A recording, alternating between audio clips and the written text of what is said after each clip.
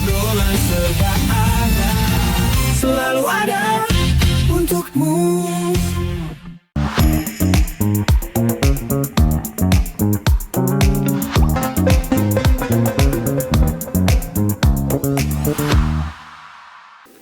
Assalamualaikum warahmatullahi wabarakatuh. Halo Sobatkom dimanapun kalian berada, jumpa lagi bersama saya Anissa di podcast Oserba, obrolan serba ada. Senang banget bisa kembali menyapa Sobatkom dimanapun kalian berada, dan tentunya yang selalu setia menyaksikan podcast Oserba di channel YouTube Praja TV Bontang.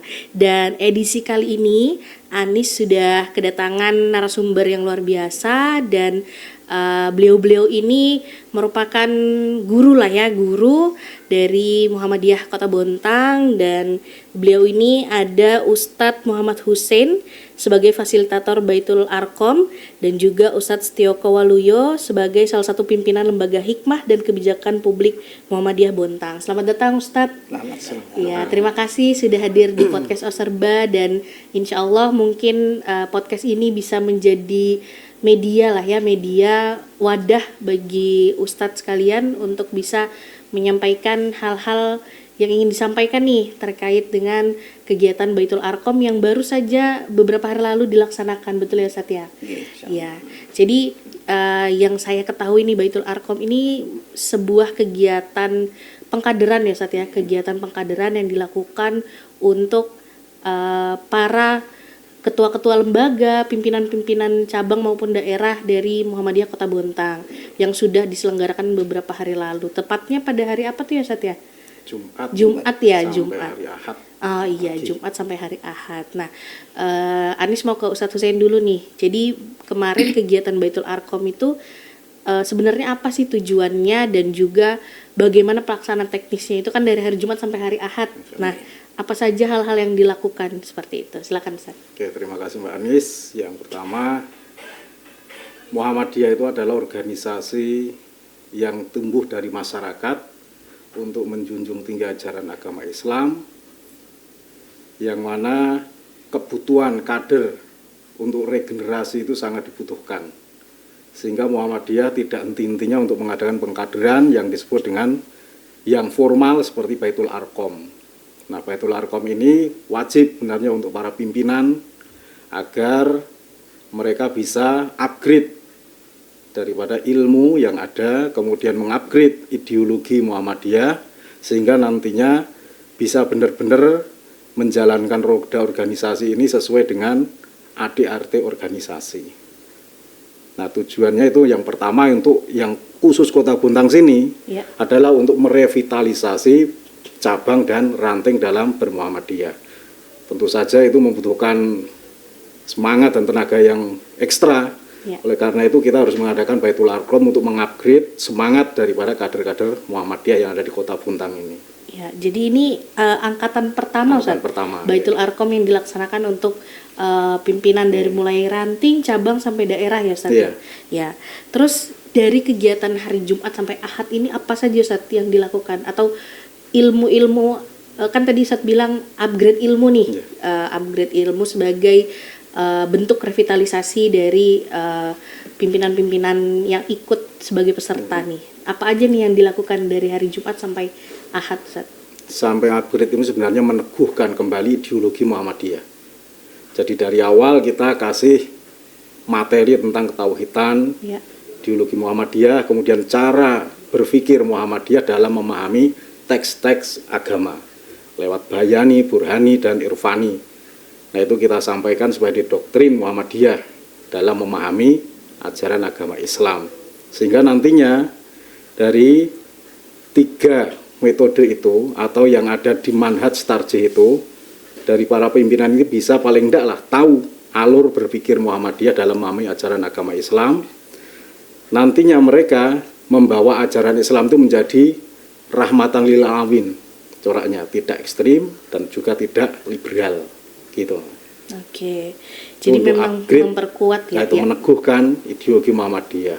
Kemudian revitalisasi ya, kita harus memberikan dakwah yang ada di ranting Muhammadiyah yang ada di desa-desa atau kelurahan-kelurahan, juga menggerakkan dakwah yang ada di tingkat pimpinan cabang. Ya. Gitu. Intinya untuk membangkitkan kembali ya, Iya. membangkitkan kembali di lingkungan masyarakat semangat bermuhammadiyah Iya. bahasanya gitu ya Ustadz ya. Baik, saya mau ke Ustadz Setioko nih. Jadi Ustadz Setioko berarti sebagai peserta ya Ustadz ya, karena Ustadz salah satu pimpinan lembaga. Nah, bagaimana Ustadz setelah mengikuti kegiatan Baitul Arqam kemarin, banyak hal pasti yang bisa dikutip atau bahkan bisa di upgrade gitu. Nah, apa aja Ustadz yang sudah Ustadz bisa ambil pelajarannya seperti itu? Ya, terima kasih Mbak Nisa. Assalamualaikum warahmatullahi wabarakatuh. Waalaikumsalam warahmatullahi. Pertama tentu saya bersyukur kepada Allah dengan kesempatan ini bisa dalam satu pertemuan atau majelis ini. Mudah-mudahan membawa manfaat Mbak ya. Amin. Yang kedua, kemudian saya ingin menyampaikan seperti apa yang disampaikan bahwa Baitul Arqam yang baru saja dilaksanakan di Bontang beberapa hari yang lalu ya, Jumat, Sabtu sampai Ahad pagi, saya kira ini merupakan langkah maju ya, yang mestinya memang sudah dilakukan bukan hanya tahun ini sebenarnya. Dulu sudah kita lakukan, tapi namanya bukan Baitul Arqam ya, hanya pengajian pimpinan. Nah, kalau memang kaderisasi secara formal itu ada namanya Darul Arqam, ada namanya Baitul Arqam. Nah, kalau Darul Arqam tuh waktunya lebih tinggi lagi ya, lebih banyak lagi. Ya paling minimal 6 hari. Nah, kalau saya ini kan ya bahkan saya sudah mengikuti Darul Arqam selama 9 hari di Yogyakarta ya, sebagai pimpinan se-Indonesia. Nah, kemarin itu bagi saya sebagai peserta ya, saya menyemangati teman-teman ya. Dan kembali lagi seperti disampaikan oleh Ustadz Husain bahwa mengangkat kembali ya semangat kita bermuhammadiyah. Kemudian kita betul-betul kembali menjadikan vital, yang disebutkan tadi revitalisasi, menjadikan vital bahwa kita bermuhammad itu sangat penting. Menjadikan Muhammad itu sesuatu yang vital dalam diri kita. Bagaimana Muhammadiyah itu, seperti apa organisasi Muhammadiyah, bagaimana Muhammadiyah memahami kaidah-kaidah agama termasuk akidah yang tauhid, bagaimana bermasyarakat, bagaimana berpolitik. Ya kan, nah itu semua di-upgrade itu ya, meskipun memang waktu yang 2 hari 2 malam itu memang sangat masih kurang, tapi setidaknya kembali kita memvitalkan ideologi Muhammad itu penting ya. Bahwa Muhammad itu berbeda dengan paham-paham yang lain dalam memahami agama. Seperti yang saya sampaikan tadi itu ada bagaimana dengan cara bayani, burhani dan irfani tadi itu, dan kemudian akan memunculkan sebuah kader-kader Muhammadiyah yang militan, yang tadi itu Muhammadiyah, kader Muhammad itu tidak radikal. Muhammad itu justru betul-betul menjadi rahmatan lil alamin. Lalu kemudian Muhammadiyah sebagai organisasi yang besar yang sekarang ini, itu dia besarnya organisasi ini juga karena proses pengkaderan yang terus-menerus berjalan, berkesinambungan, ya kan? Ada namanya Darul Arqam, ada Baitul Arqam, ada pengajian pimpinan, ada pengajian bulanan. Nah, kalau di Jawa itu malah ada pengajian kliwonan, ya kan? Pengajian Selasa Legian, dan itu terus jadi hidup, tumbuh, berkembangnya, majunya organisasi Muhammadiyah itu tidak lepas daripada proses-proses pengkaderan tadi itu, baik secara formal ataupun non formal. Nah, saya sendiri ya bersyukur, senang dengan kembali ada kegiatan tadi itu Baitul Arqam, sangat-sangat bagus sekali. Iya, jadi memang jadi momentum juga ya Ustadz ya, buat para pimpinan-pimpinan lembaga dan juga daerah untuk bisa mengupgrade diri tentunya. Dan yang saya mau tanya nih, Ustadz kan tadi mengatakan menyemangati kembali teman-teman.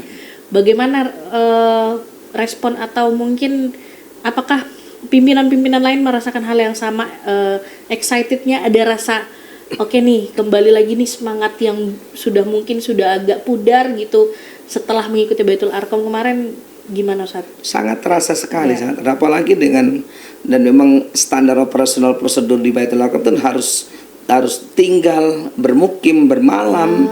Nah, itu saja sudah pasti berbeda dengan kita tidur yang biasa mungkin dalam AC dengan bantal dan kasur yang empuk, lalu kemudian tidur di masjid dengan alasan karpet saja, bahkan ada pakai alasan bantal tidak pakai, bantal seadanya, yang kayak seperti saya pakai handuk, bantalan handuk ya, ada yang tasnya yang berupa pakaian itu pakai bantal.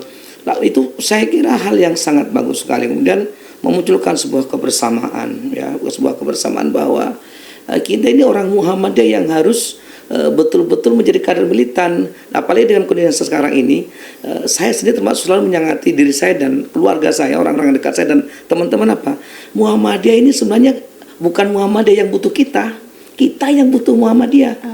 Itu harus disemangati terus. Kenapa? Muhammadiyah itu sebagai sebuah wasilah, sarana, fasilitas, ya, dia memfasilitasi manusia itu untuk masuk surga. Dan itu harus didoktrin betul-betul.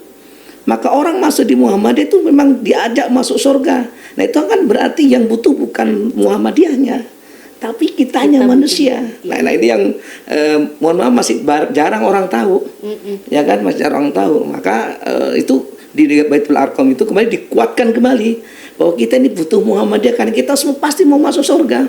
Kadang kita tiap hari Rabbana atina fid dunya hasanah wa fil akhirati hasanah minta kebaikan dunia dan akhirat, masuk surga, dijauhkan dari neraka. Tapi aktualisasi pemahaman kita, loh jalannya seperti apa untuk ke sana? Nah ini kan, nah di Muhammadiyah itu sangat-sangat betul-betul didoktrin itu. Kalau kamu masuk surga, bertuhan hanya satu, la ilaha illallah. Kalau kamu masuk surga, Allah walam yakul lahu kufuwan ahad, itu betul-betul clear, ya, clear, pokoknya bersih, murni, betul. Akidah itu tauhid itu tadi. Nah, salah satunya kayak gitu. Iya, luar biasa, berarti kita yang butuh Muhammadiyah. Betul, betul. Ya. Jadi itu mungkin ada pemahaman yang masih orang banyak yang belum ketahui, ya, masyarakat belum ketahui. Baik, tadi bicara tentang Baitul Arqam ini pengkaderan untuk pimpinan-pimpinannya. Nah, yang saya mau tanyakan ke Ustadz Hussein nih, untuk apa namanya, ada nggak sih pengkaderan atau kegiatan-kegiatan serupa yang dikhususkan bagi generasi-generasi ini? Kan kalau pimpinan-pimpinan ini kan berarti para orang tua yang sudah berpengalaman, sudah jam terbangnya tinggi. Nah, bagaimana untuk generasi-generasi penerus selanjutnya, regenerasinya, apakah ada kegiatan sama dengan nama yang sama atau seperti apa, Ustaz? Silakan. Pengkaderan itu menjadi ruhnya Muhammadiyah sebenarnya. Ya. Jadi ada dari pimpinan itu menganjurkan apa? Ada gerakan saya ini TPTP. Tiada pekan tanpa pengkaderan. Tiada pekan tanpa pengkaderan. Itu yang digerakkan oleh MPKSDI Pusat untuk dilaksanakan di seluruh wilayah Indonesia. Itu TPTP tadi. Nah itu tentu saja kita memiliki ortom-ortom. Setiap ortom itu memiliki sistem pengkaderannya sendiri-sendiri. Seperti tingkat pelajar yang disebut namakan IPM, dulunya namanya IRM, Ikatan Remaja Muhammadiyah, sekarang IPM, Ikatan Pelajar Muhammadiyah, memiliki sistem pengkaderan namanya Taruna Melati 1, Taruna Melati 2, sampai Taruna Melati Utama. Itu yang untuk tingkat pelajar SMP sampai SMA atau SMK. Kemudian ada lagi tingkat mahasiswa namanya DAD. Ya. Jadi Darul Arqam Dasar kalau tingkat mahasiswa, dan itu sekarang dilaksanakan hampir di seluruh universitas Muhammadiyah di seluruh Indonesia. Ya pekan mengadakan DAD untuk mahasiswa semua. Jadi untuk mengkader, kita mengcover gerakan Muhammadiyah ini membutuhkan orang-orang yang memiliki jiwa militansi, yang memiliki visi yang sama dengan Muhammadiyah, sehingga Darul Arqam itu dibutuhkan untuk meneguhkan kembali ideologi, merevitalisasi kader-kader untuk semangat berjuang berjihad di Muhammadiyah lagi. Jadi itu tadi untuk dari tingkatannya ada sendiri, setiap dari SMP, SD, SMP sampai SMA. SMK bahan pimpinan kan ini dia masuk Darul Arqam. Nanti ada ini ada Baitul Arqam, nanti ada lagi Darul Arqam. Baitul Arqam dulu baru Darul Arqam. Itu lebih luas lagi yang Darul Arqam yang tadi Ustadz sudah pernah ikuti ya Ustadz ya, selama kurang lebih 9 hari ya. Sebenarnya Baitul Arqam itu kurang lebih 6 hari 7 hari. Jadi kemarin kita sebagai fasilitator instruktur padatkan karena sesuai dengan kondisi lingkungan, kondisional. Jadi yang penting intinya kita dapat, yaitu meneguhkan ideologi Muhammadiyah, kemudian merevitalisasi semangat daripada kader untuk selalu beramal soleh, menggerakkan dakwah di tingkat ranting maupun cabang, intinya di situ tujuannya itu. Oke, Ustadz, baik, ini pembahasan masih seru banget nih untuk kita kulik lebih jauh tentang Baitul Arqam dan juga kegiatan-kegiatan Muhammadiyah lainnya. Tapi kita akan break sebentar, dan Sobatkom jangan kemana-mana, tetap di podcast Oserba, obrolan serba ada setelah pesan-pesan berikut. Obrolan serba ada, selalu ada untukmu.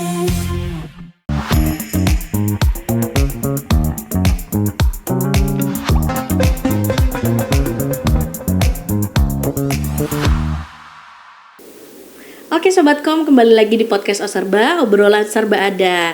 Dan Anis masih bersama dengan Ustadz Hussein dan juga Ustadz Setioko. Kita tadi terakhir membahas tentang urutan-urutan itu ya Ustadz ya, bagaimana organisasi Muhammadiyah ini ada nih dari masing-masing tingkatannya.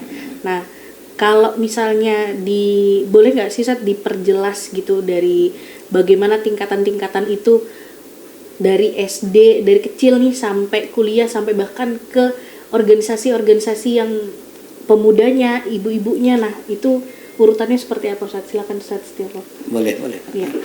Jadi agar pengkaderan itu secara tersistematis dan terukur, maka memang di Muhammad itu ada garapan masing-masing. Ya. Katakan misalnya di Muhammad itu ada ortom-ortom yang menggarap dakwah untuk kaum perempuan, ibu-ibu, itu ada namanya Aisyah. Nah, itu Aisyah, bahasa sederhananya istrinya Muhammadiyah. Itu menggarap khusus bagaimana ibu-ibu. Kemudian yang kedua, di bawahnya itu ada pemuda. Ya, pemuda. Maka ada namanya organisasi ortom di Muhammadiyah, Pemuda Muhammadiyah. Yang salah satu mantan pimpinan pusatnya sekarang jadi Menteri Pendidikan, Mas Mukti. Ya kan. Terus ini yang baru ini malah jadi wakil menteri apa yang dari Sulawesi itu kan. Nah, itu Pemuda Muhammadiyah. Nah, itu kemudian ada lagi yang khusus garapan pemudi yang perempuan, ya, ada namanya Nasyiatul Aisyah. Jadi menggarap anak-anak dewasa yang perempuan-perempuan ini, ya, yang belum berkeluarga atau yang baru keluarga baru, itu digarap oleh Nasyiatul Aisyah. Jadi lakinya digarap Pemuda Muhammadiyah, perempuannya digarap Nasyiatul Aisyah. Di bawahnya itu nanti pelajar itu ada namanya IPM. Yang pertama dulu didirikan IPM kalau salah tahun 63 ya. Tapi kemudian Pak Soeharto jadi presiden, tidak boleh pakai kata IPM. Saya tidak tahu juga alasannya apa. Digantilah namanya IRM, Ikatan Remaja Muhammadiyah. Tapi sekarang udah kembali ke IPM. Itu menggarap anak-anak remaja dari usia-usia SMP sampai SMA. Nah, memang cerdasnya para pendiri Muhammadiyah itu masih ada lagi mati di bawahnya, di samping ortom. Dia juga beribadah. Kalau ada namanya pendidikan non formal yang dikatakan tadi oleh ortom-ortom, yang misalnya IPM itu adalah Taruna Melati 1, Taruna Melati 2, termasuk di Muhammadiyah Nasyiatul Aisyah, ya kan? Nanti dia berpikir, oh ini perlu dalam pendidikan formal. Maka kemudian Ahmad Dahlan awal mendirikan sekolah dari tahun 1918. Jadi dia mendirikan sampai kemudian mendirikan sekolah khusus kader. Apa itu Madrasah Muallimin? Nah, kalau beliau jadi lama di sana tuh, nggak lulus ke sana sampean. Kalau anak saya 3, dua-duanya lulus di sana tuh, Madrasah Muallimin Muhammadiyah. Yang perempuan ada lagi Madrasah Muallimat. Hebatnya itu kan. Nah, sampai kemudian berkembang sampai dia berpikir, ini pendidikan nggak bisa kalau hanya mulai dari SD SMA, perlu dari titik 0 tahun. Maka kemudian muncul PAUD. Jadi kalau kita membaca ada TK Aba, itu namanya TK Aisyatul Bustanul Atfal. Aisyah itu garapan Aisyah. Awal-awal Aisyah Muhammadiyah itu hanya menggarap pendidikan formalnya dari TK saja itu. Tapi kemudian berkembang. Nah, sekarang di Jogja ada Universitas Aisyah, ya, yang juga tidak kalah bersaing dengan Muhammadiyah. Ya, sekarang udah beberapa muncul tuh Universitas Aisyah Muhammadiyah. Namanya Universitas Aisyah. Nah. Jadi bukan hanya Universitas Muhammadiyah sekarang berdiri, sekarang udah mulai bermunculan, yaitu Universitas Aisyah. Nah, itu udah. Jadi secara Muhammadiyah itu persakan menggarap bukan hanya secara pengkaderan secara non formal, ya, tapi juga formal. Ya, bukan hanya sekedar ini, tapi bagaimana terukur, maka dengan pendidikan diharapkan orang-orang yang bersekolah di Muhammadiyah itu dari PAUD tadi itu sampai perguruan tinggi, dia punya jiwa-jiwa kaderisasi di Muhammadiyah untuk meneruskan organisasi ke depan. Apa tujuannya tadi itu? Rahmatan lil alamin, masuk surga. Ya kan? Itu dan itu kan kebutuhan kita semua. Iya. Itulah kira-kira seperti itulah gambarannya. Oke, baik. Nah, saya mau ke Ustadz Husain nih, Ustadz. Jadi tadi sudah dijelaskan tentang bagaimana pengkaderan itu dari titik 0 tahun ya Ustadz ya, Iya. sudah terfikirkan oleh organisasi Aisyah Muhammadiyah dan apa namanya sampai pada ujungnya di dari mulai tingkat bawah sampai atas, bahkan yang tadi saya baru dengar juga soal yang pasangan baru menikah itu lagi ada juga pengkaderannya Nasihatul ya. Asyik. Jadi luar biasa, memang terstruktur dan terukur gitu ya. Nah, jadi kalau misalnya dari kegiatan yang kemarin Baitul Arkom ya, Baitul Arkom kemarin itu kan pasti ada juga hasil yang ingin dicapai nih, maksudnya hasil yang terukur nih, yang akan terukur bagaimana ke depannya organisasi Muhammadiyah ini akan berjalan dari mulai kelembagaannya, dari mulai ranting, cabang sampai daerah. Nah, sejauh ini ada nggak kegiatan terdekat atau mungkin setelah Baitul Arkom ini kelanjutannya apa yang ingin dilakukan? Oke, makasih Manis. Kita sebagai struktur itu memiliki kewajiban untuk membimbing lagi ya, bukan bimbing apa? Tindak lanjut Ya. melihat RTL namanya, rencana tindak lanjut dari para peserta yang telah dibikin komitmen di Baitul Arkom itu. Nah, makanya kemarin Baitul Arkom itu sebagai wahana untuk meneguhkan dan revitalisasi. Nah, kebetulan di sini yang masalah paling urgen itu adalah cabang dan ranting. Nah, kita sasar ke situ, Ya. Baitul Arkom kita arahkan ke situ agar ranting cabang lebih bergairah lagi nanti dalam mengembangkan dakwah Muhammadiyah. Nah, para peserta ini nanti dapat tugas. Setiap peserta harus mengikuti atau mengadakan pengajian di rumahnya minimal 4 kali. Satu pekan atau 4 kali? Boleh minimal 4 kali gitu kita kasih gitu. Minimal 4 kali, oke. Lah, itu baru akan mendapatkan istilahnya apa? Pengesahan dari instruktur sebagai lulus sebagai peserta Baitul Arkom. Oh, oke. Gitu. Jadi dikasih Jadi rancangan challenge tindak ya, Ustadz lanjut. ya. Ya. Kalau enggak itu nanti kita harapkan seperti ini, karena Muhammadiyah itu gerakan dakwah amar ma'ruf itu juga tajdid. Maka dari tajdid itu kita kemarin pakai sistem pengkaderan yaitu yang sistemnya aktif, konstruktif gitu. Jadi peserta kita minta aktif dan konstruktif karena mereka membawa pikiran masing-masing dari rumah. Setiap orang memiliki pendapat masing-masing. Ketika kita kasih satu masalah dari berbagai macam sudut, mereka akan melihat. Ketika mereka diskusi akan jadi mengerucut satu pengetahuan. Ya. Nah, itulah yang harus dilakukan gitu. Karena itu dianggap sesuatu yang paling pas pendapatnya untuk bergerak di lingkungan masing-masing.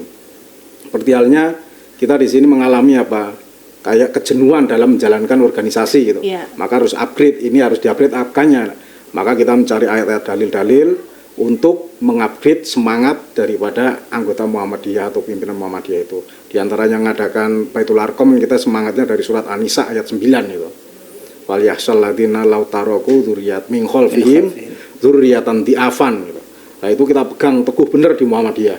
Jangan sampai kita nanti memiliki generasi memiliki anak turun yang lemah gitu. Lemah intelektualnya, lemah spiritnya, apalagi lemah spiritualitasnya. Ya. Maka dengan Baitul Arkom itu paling utama spiritualitas yang kita bangun. Padahal di dalamnya itu ada sholat tahajud, kemudian ada renungan sholat tahajud dari masing-masing peserta yang mengisi itu. Jadi mereka kita berdayakan agar benar-benar kita itu diarahkan untuk menjadi pelaku Islam, bukan hanya pembelajar, Iya. tapi kita pelaku. Karena nanti akan masuk surga adalah orang-orang yang beramal soleh, bukan orang yang pintar tapi beramal soleh. Maka di Muhammadiyah diajarkan untuk nyah-nyoh gitu artinya.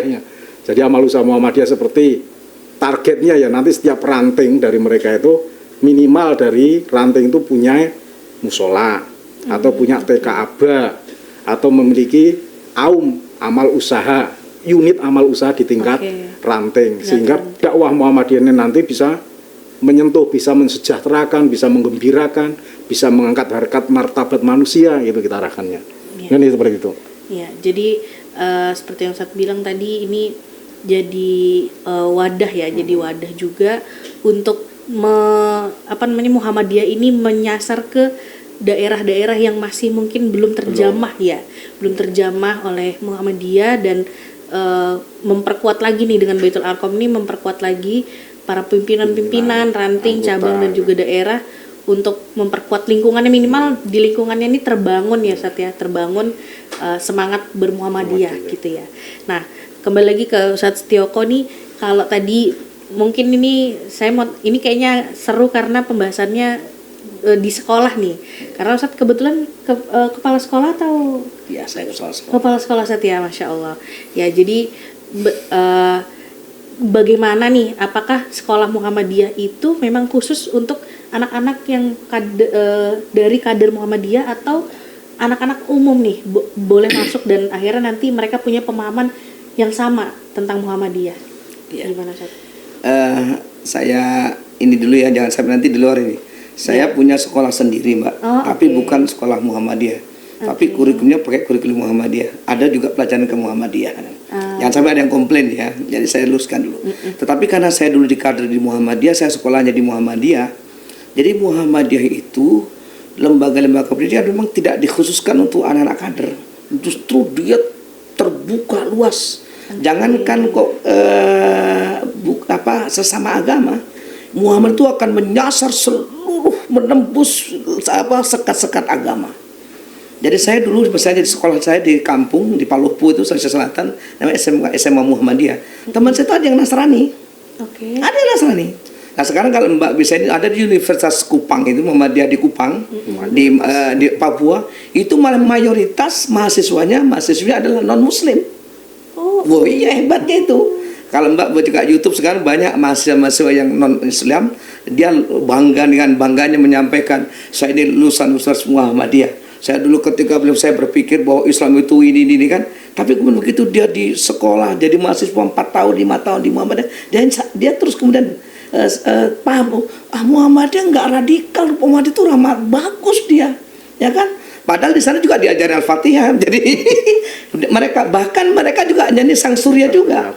Tapi di Muhammad tidak kemudian dipaksa, kamu harus begini, enggak. Kita hanya memberikan dakwah yang menyampaikan Islam itu begini loh, yang benar Islam itu seperti ini. Nah, termasuk itu kan. Nah, jadi bukan sekolah Muhammad itu bukan hanya diperuntukkan untuk anak-anak kader. Ya, tapi meluas, bahkan melintas, bahkan bukan pada satu agama, seluruh. menyeluruh ya Ya, Ustadz ya. nah, kemudian saya tahu catatan bahwa Muhammadiyah itu sadar, pendiri Muhammadiyah termasuk Pak Ahmad dan itu sadar betul bahwa ini dakwah Islam adalah kerja berat. Maka kerja berat itu tidak mungkin dia bersendirian, maka perlu tim. Muncullah organisasi itu. Jadi Baitul Arqam, pengadat itu bagaimana kita penguatan tim lagi. Bahwa kita dalam satu organisasi, satu tujuan apa? Amar ma'ruf nahi munkar. Yang didasari dengan Surah Al-Imran 104 itu, wal takum minkum ummatun yad'una ilal khair wa ya'muruna bil ma'ruf wa yanhauna 'anil munkar wa ulaika humul muflihun. Dan hendaklah ada sekelompok orang atau organisasi yang kemudian bersama-sama ta'muruna bil ma'ruf, yang mengajak kepada kebaikan, mengajak kepada Islam. Wa tanhauna 'anil munkar, ya. Jadi menjauhkan dari kemungkaran. Itu kalau itu bisa kita lakukan, wa ulaikumul muflihun, kata Allah itu. Itulah orang-orang yang menang, orang-orang yang berbahagia. Maka orang yang terbaik yaitulah yang bisa berorganisasi beramar ma'ruf nahi munkar. Nah, itu.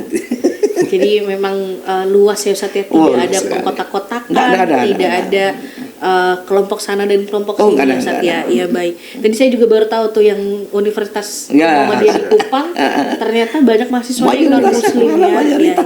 Jadi itu membuat mungkin pikiran mereka jadi terbuka ya Ustadz ya. Yang tadi mungkin mereka berpikir bahwa Islam ini seperti ini, tapi karena mereka mendapat tambahan ilmu dan juga insight baru dari universitas tersebut, jadi mereka terbuka pikirannya dan bisa berpikir secara umum lah ya, ya tidak terbatas seperti itu. Baik, Ustadz, sebelum kita closing nih, ada yang mau disampaikan nggak buat para kader-kader Muhammadiyah yang lagi nonton tentunya, dan juga mungkin harapannya ke depannya untuk lembaga-lembaga Muhammadiyah dari mulai tingkat tadi ranting sampai cabang sampai juga daerah. Silakan Ustaz. Saya? Ustaz Setioko. Baik, saya kembali menguatkan buat teman-teman semua para kader Muhammadiyah bahwa satu hal yang harus kita ini, bahwa kita ini butuh Muhammadiyah, bukan Muhammadiyah yang butuh kita. Maka ketika kita sudah masuk ke dalam Muhammadiyah, kita harus bisa mencurahkan semua yang kita miliki, segala potensi. Bahkan Ahmad Dahlan mengatakan, kamu harus bekerja keras, jangan sampai malas mencari harta sebanyak-banyaknya. Untuk apa? Untuk Islam, jadi melalui Muhammadiyah ini. Kamu curahkan, kamu boleh jadi insinyur, kamu boleh jadi dokter, tapi kembalilah kepada Muhammadiyah. Karena hanya itu bisa kamu surga. Ilmu yang Anda tinggi, kekayaan yang kamu dapatkan, kalau itu masuk ke dalam hatimu, maka sesungguhnya kamu bukan kader Muhammadiyah, atau dikatakan bukan kader Islam. Karena yang membaik itu bukan itu. Tapi ketika kamu kerja keras, dapat harta banyak, kamu sekolah, belajar, ilmunya tinggi, kemudian kamu punya berilmu, kamu kembalikan kepada Islam lewat Muhammadiyah, maka itulah jalan yang benar.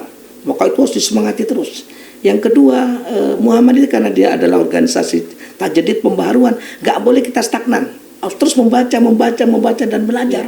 Sehingga kita bisa mengikuti perkembangan zaman, bagaimana metodologi kita berdakwah, bagaimana strategi kita dakwah. Supaya tadi itu masyarakat, yang kemarin bahkan mungkin yang karena tidak kenal dia memusuhi, akan menjadi, setidaknya dia tidak memusuhi. Nah yang sudah memang simpati akan menjadi pengurus anggota, pindah jadi anggota simpatisan Muhammadiyah. Itu yang paling berfalah. Terima kasih Ustaz. Kalau dari Ustaz Husain, silakan Ustaz. Oke, terima kasih untuk saya, closing statement saya yang pertama, bahwa kita bermuhammadiyah itu sama dengan kita berislam. Karena Islam menganjurkan kita untuk selalu beramal soleh, menjadi orang yang bermanfaat, sebagaimana pesan Nabi, khairun nasi anfa'hum linas.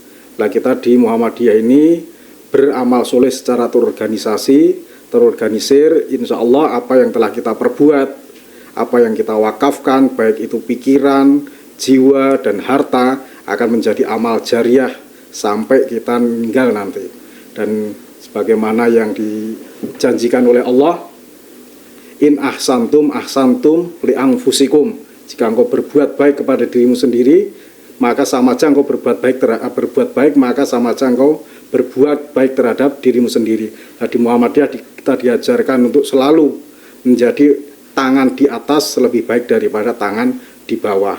Maka ada dari Quran itu yang menyebutkan dalam surat Ar-Rahman, hal jazaul ihsan illal ihsan. Maka dari dasar-dasar itu semua, mari kita berfastabihul khairat, atau kita mohon pertolongan pada Allah, nasru minallah wa fathum qarib. Itu kita implementasikan agar benar-benar kita menjadikan Indonesia ini baldatun thayyibatun wa rabbun ghafur. Demikian. Oke, luar biasa, Masya Allah. Terima kasih Ustadz Setioko dan Ustadz Husain atas pemaparan insight tentang pengkaderan Muhammadiyah ini ya. Semoga bisa menjadi manfaat buat saya sendiri dan juga tentunya Sobatkom dan para kader-kader Muhammadiyah yang lagi nonton. Sekali lagi terima kasih Ustadz sudah hadir di podcast Oserba, dan mungkin kita harus akhiri karena waktu yang terbatas ya Ustadz ya. Nanti mungkin insya Allah di next episode jika memang ada hal-hal yang ingin sharing lagi seputar bermuhammadiyah, nah boleh banget Ustadz nanti datang lagi ke Oserba. Sekali lagi terima kasih Ustadz sudah hadir. Ya, dan buat Sobatkom dimanapun kalian berada, terima kasih sudah selalu setia menyaksikan podcast ini di channel YouTube Raja TV Bontang. Dan saya Anissa, sampai jumpa. Wassalamualaikum warahmatullahi wabarakatuh. Waalaikumsalam. Obrolan serba ada, selalu ada.